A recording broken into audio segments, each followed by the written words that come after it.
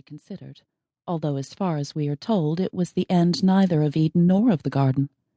It was the end only of the sojourn there of its first inhabitants. Evicted for the error of their ways, they were forbidden to return. Angels and a flaming sword were set to guard it at the east. Nothing is mentioned of the other boundaries, nor is it written that the garden was destroyed. We are left to assume that it still exists, as of course it does, as a creation of the mind, as it has always been. And it is known for a fact that now and then the garden is rediscovered, here or there, and a way in found, perhaps from the west. None are granted citizenship there, but there are those who enter, on sufferance of the angel, and choose not to know that after a short blissful time they too will be driven out.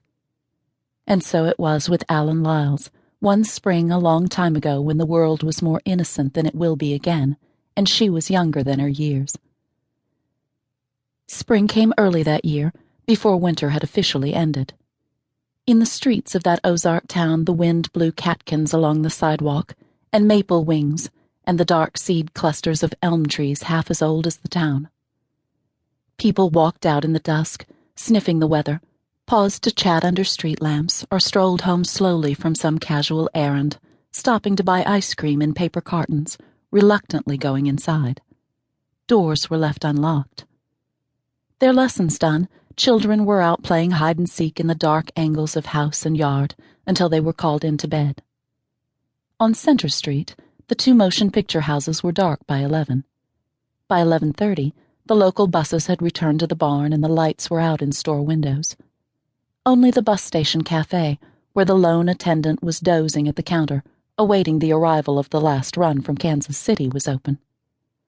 Except for a few passing cars, the streets were deserted. Stillness settled over the town, over the bus barn and the railroad tracks, the schoolyards and the 18 churches. The great houses rose tall and secret along dark streets, and except for certain nights when the moon was high, the expansive, hospitable park lay silent. If facts are required, the great houses would be scattered and fewer, not altogether on one grand avenue. The park on the west would not be so spacious, and the town not arranged in quite this way. But it is remembered this way. A street and a house from another town may have moved in. A different park slid southward to become this park. Memory fits everything into place. And memory is truth enough. The fact of the matter is southwest Missouri, on the edge of the Ozarks. The fact is 1941, and there is a war in Europe. It hangs like haze in the distance, like the threat of storm or violent heat. But it may go around, as they say in those parts. It could miss us. It is far away.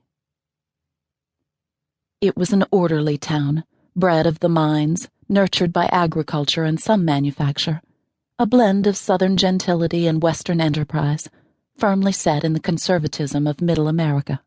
Once rich and rowdy, it had fallen into meager times and respectability.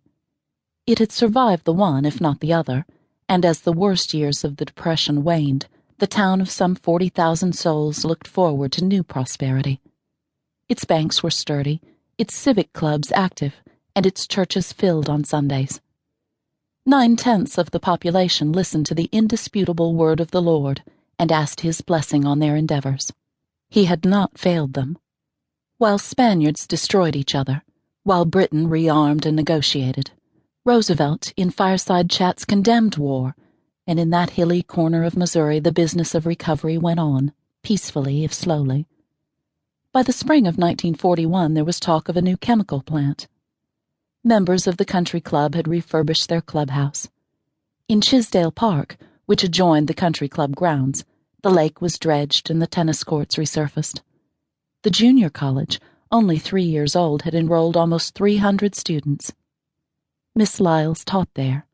Miss Allen Lyles, Master of Arts, who had arrived fresh from the university with her brand-new diploma, cum laude, and letters of recommendation, her innocence of the outside world still more or less intact, and her virtue only a little less so, slightly flawed one summer night by an educational incident that took place between a fraternity house and a hedge. She was a lively, friendly sort, small, eager.